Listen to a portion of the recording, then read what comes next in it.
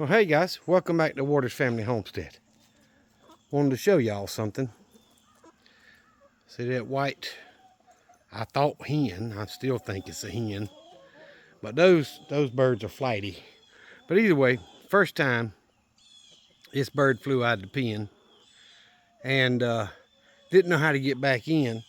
So I've already thrown them scratch today, but I threw out a little bit more to get all of them to run down here, and then I pushed it down to the gate, opened the gate, and he ran right in there. But he should be in the pen with Sue.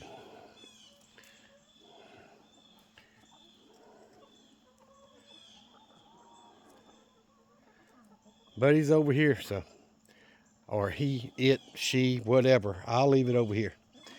But I filled the feeders yesterday, and last night and this morning, we've got a little bit over ½ inch of rain, which is good. We need it. ½ inch at the time, if it'll come often enough, we'll get the ground some water in it. But, yeah, see, that is going to be a rooster. Anyway, I'm probably going to have to move her back over to that first pen. But I have not filled the feeders today, which are still, the biggest pen here is still over half full.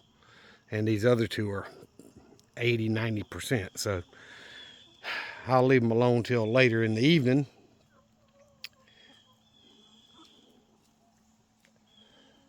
I think I'm going to ride on the bike, get on the bike and ride out to the range and show y'all what I did.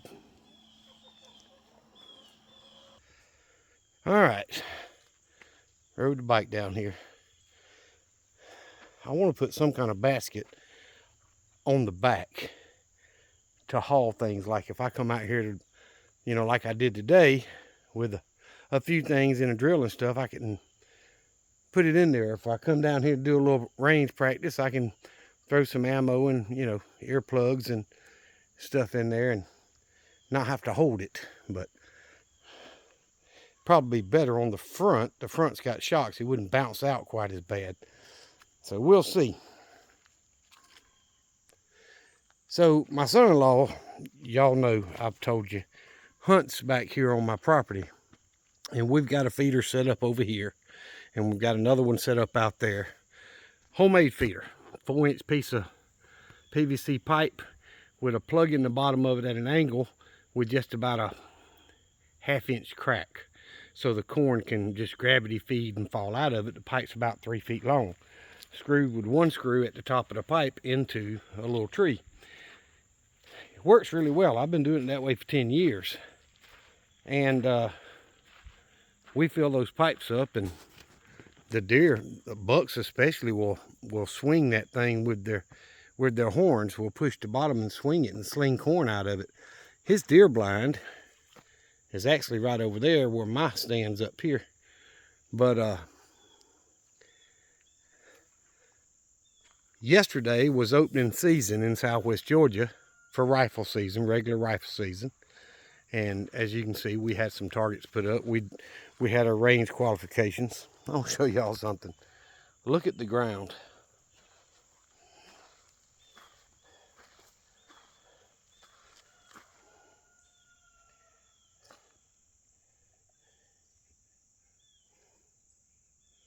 It's pretty easy and safe to say there's at least 500 plus rounds spent cases out here on the ground. I've got more than I'll ever reload, so I might come out and pick them up, or I may let the grand youngins do it if they come out. They love to do that. But what I did was moved. I had an extra camera that I moved around, so I mounted it up high on a tree right there. It's about 12 feet high, and put a panel on it. Now y'all know with this canopy, it's not going to get a whole lot of sun, but this is the opening, and I've got that panel aimed up at that opening.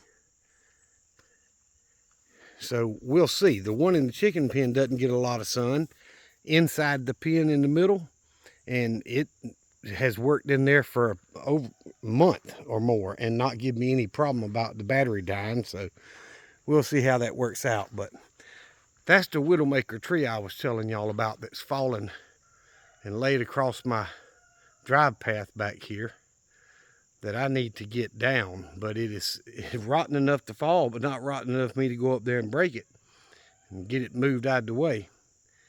But anyway, the feeder is right there, that little white pipe. It's on the back side of a little bitty tree there. And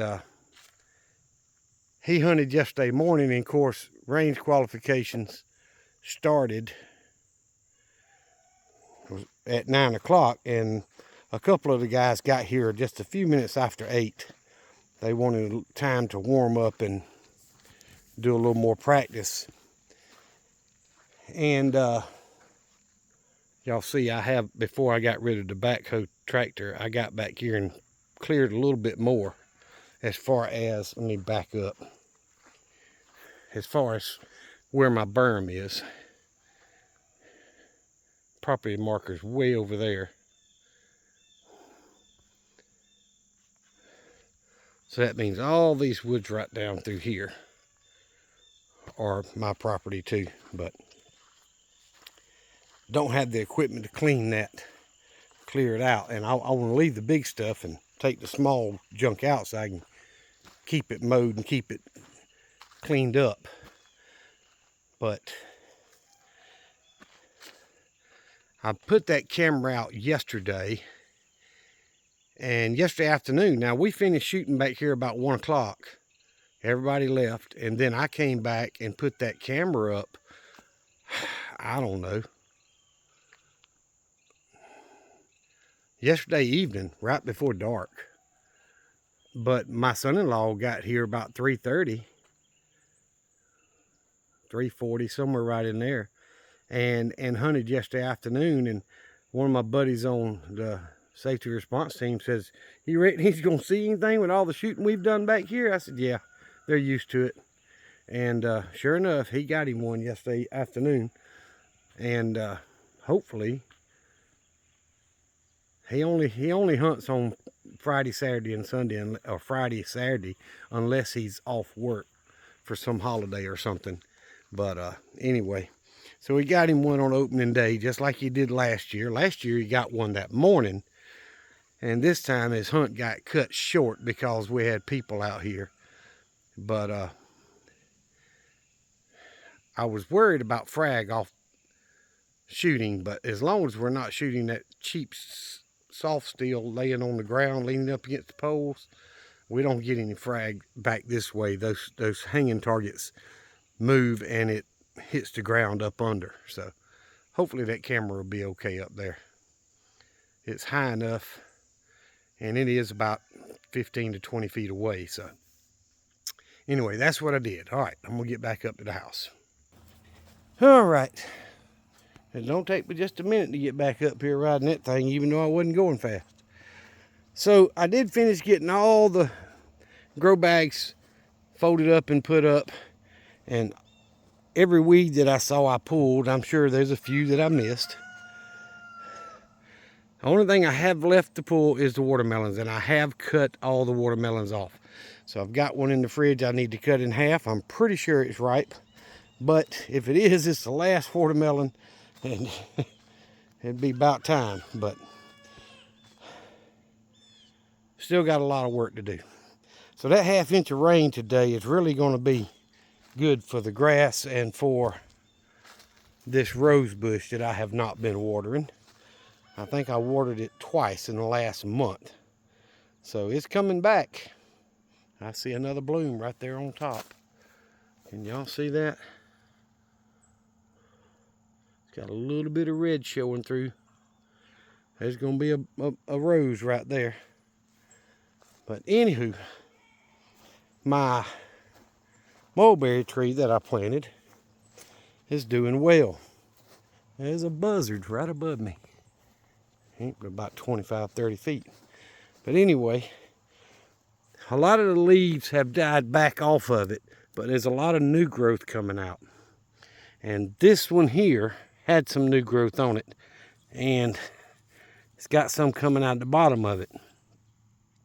That was a limb that broke off of this bush, and I just stuck it back in the ground when I planted this thing, and it seems to be taking root and growing. So as soon as the weather permits, I'm probably going to dig that part of it up and plant another mulberry tree somewhere on the property. Maybe I'll go in line from here to that other mulberry bush up there, a mulberry tree, and halfway, and then there'll be 3 of them in a row. But I like those things. So other than that, have not got a lot done today. I did work a little bit yesterday, so I got all my house chores done, thank goodness. Well, almost. I make a lot of tea because that's what I drink, and I make it for the entire week, and that way I don't have to do a whole lot during the week when I'm working. But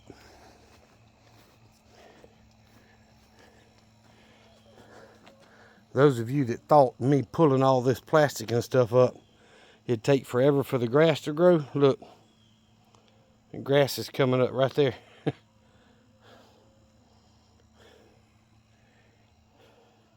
This little 1/2 inch of rain will help it too. So I'll run through with that mower and keep it cut, and next year it'll be all grass. Look at there. That's gonna be a rooster too.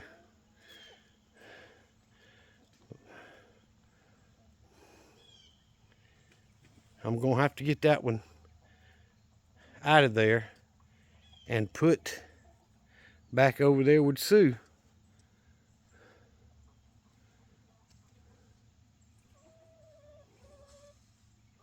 It's a mess, but anywho,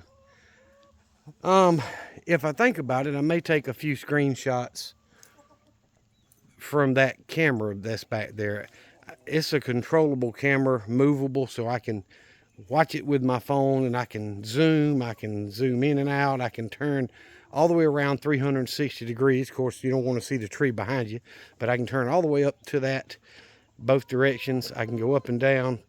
Those cameras are really, really nice, and you can choose the quality of the video that you're watching. And I don't know why they do that. I've got all mine set to Super HD, so I don't want to see a blurry picture. But the HD is a good picture also, but then I just leave it all set on Super HD, and I've got the video part of it. They all have memory cards, and they constantly record, and then when the card's full, it just overwrites the oldest video and continues doing that, so it's recording 24/7. And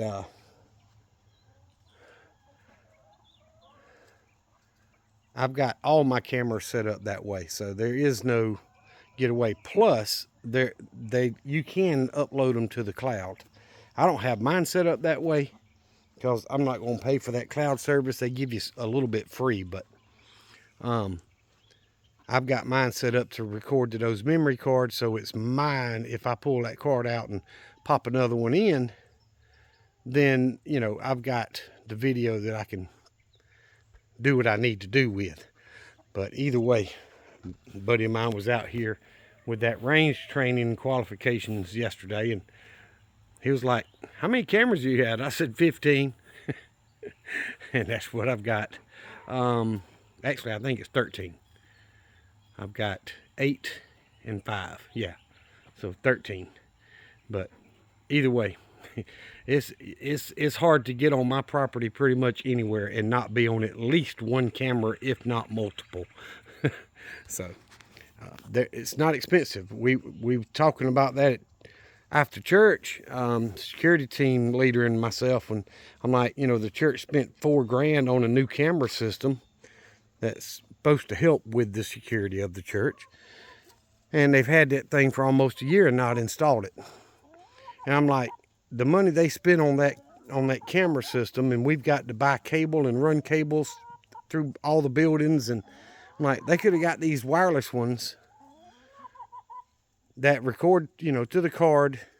You don't have to do anything but put the app on your phone or your computer or whatever, and watch the cameras. And I don't know. I don't know why people spend that kind of money. I did shop around quite a while before I bought those, but I just don't see the need in spending $4 grand on a system, and then spend another $2 grand on running cable and getting all that stuff done. So we'll see. But either way, chickens are doing well. I'm sitting here looking, and let's see if I can zoom in. I just used the features that's there to see. I can zoom way in. There's eggs in the nest. And there's eggs in the middle one, and there's a Rhode Island Red in there. And there's a Rhode Island Red in the one in the first nesting box, the first pen. So they're doing their job. They're happy. They're well fed, well watered. I'm fixing to go take the hose out to Sparky's bucket and freshen, I dump it out and wash the bucket out and then refill it.